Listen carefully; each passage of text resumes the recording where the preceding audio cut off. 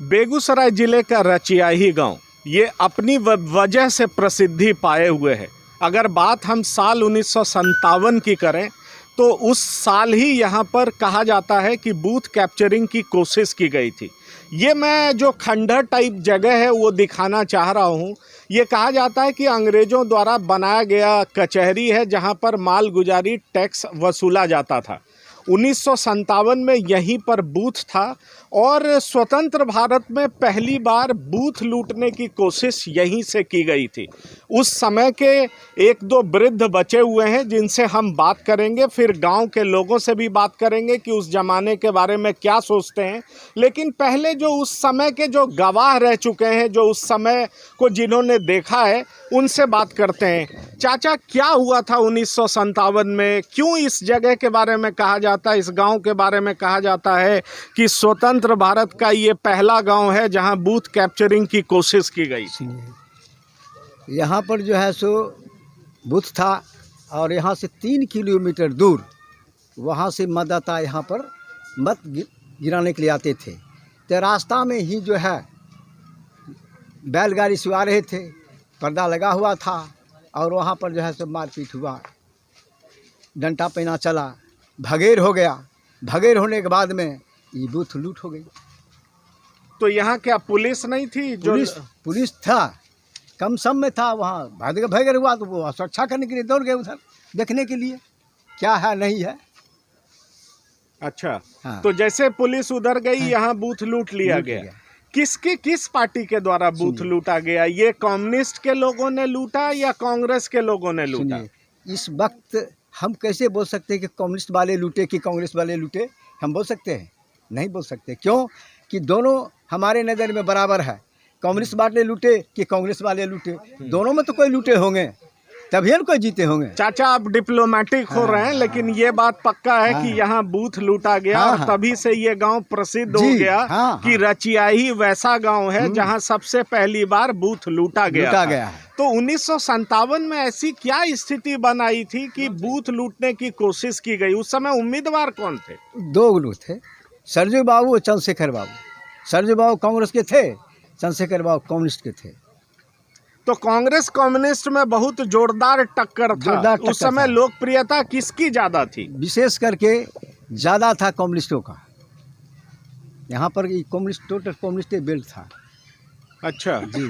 तो इसका मतलब है कि कांग्रेस के लोग ही बूथ लूटने की कोशिश किए होंगे। ये आपका कहना है।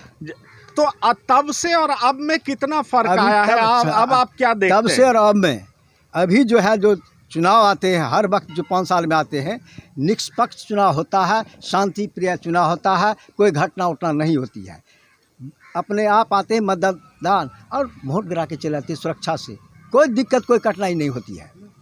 अच्छा, तो अब कठिनाई नहीं होती है। पहले हिंसा बहुत होती थी, जो ताकतवर लोग होते थे, जो ताकतवर पार्टी होती थी, वो लोग बूथ कैप्चरिंग की कोशिश किया करते थे। तो अब आप मानते हैं कि मतदान जो है काफी शांतिपूर्ण होता है और अब चुनाव आयोग बहुत बेहतर तरीके से मतदान करा पाता है। इस बार आप मतदान में हिस्सा लेंगे? जी, मतदान तो देवे करते हैं, 5 हर साल में देवे करते हैं। अच्छा, तो देना ही है। अच्छा, हाँ। तो इस जगह को यहाँ पर क्यों धरोहर के रूप में रखा गया है? इसलिए कि ये सरकार की संपत्ति है, पब्लिक की संपत्ति है ना। इसको बचाना होगा तो सरकार बना पुनः जीवित कर सकते हैं, पब्लिक तो नहीं जीवित कर सकते हैं, ये सरकार की दायित्व है। अच्छा, तो ये इसलिए आप लोगों ने इसको रख रखा है एक चिन्ह के तौर पर, और आप लोग की ये मांग है कि सरकार इसका जीर्णोद्धार करे। हाँ। क्या आप लोग को पता था कि यहाँ पर बूथ लूटा गया है? ये कहानी सुन करके आप लोग कैसा महसूस करते हैं? देखिए, हम लोगों को जो बुजुर्ग बताए थे उसके अनुसार मेरे को भी मालूम पड़ा कि हाँ, बूथ लूटा गया था। हाँ, बूथ लूटा गया था। क्या अब आपको लगता है कि अब आप वोट देते हैं? आपका उम्र हुआ है, वोट देने का उम्र हो गया आपका? हाँ, वोट देने का तो उम्र हो गया है। हाँ, लेकिन मेरा तो अभी तक जो है वोटर ID कार्ड में नाम नहीं जुटा है, इसलिए मैं वोट नहीं डाल सकता। अच्छा, क्या आप तब थे जब यहाँ बूथ लूटा गया था? सर, उस टाइम में तो नहीं थे। हाँ, अब सुनते हैं जो गांव में इस वोट लूटा गया था। अच्छा, लूटा गया था अब सुनते हैं। अब पहले और अब में क्या फर्क नजर आता है? आपने जो कहानी सुनी होगी तब और अब क्या फर्क नजर आता है? पहले और अब में बहुत का अंतर है। पहले जो बूथ कैप्चरिंग की घटना हुई थी हम लोग सिर्फ सुने थे, इस तरह की कोई वाकया यहाँ होती नहीं है।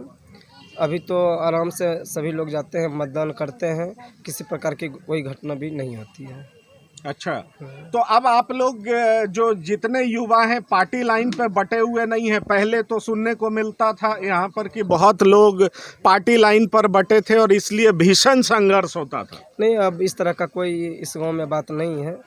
कुछ लोग हैं जो मतलब पार्टी से बिलोंग करते हैं, बहुत सारे लोग ऐसे हैं जो ऐसे सिंपली रहते हैं, जिसको मन हुआ उसको वोट देते हैं।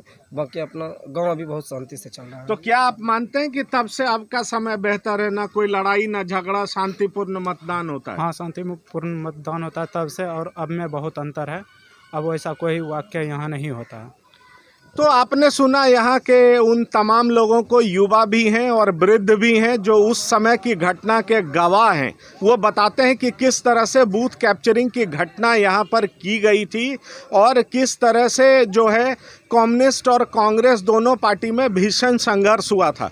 जबकि जो युवा हैं, जो इस गांव की कहानी सुन के बड़े हो रहे हैं, उनका ये मानना है कि अब इस तरह की कोई घटना नहीं घटती, शांतिपूर्ण मतदान होता है।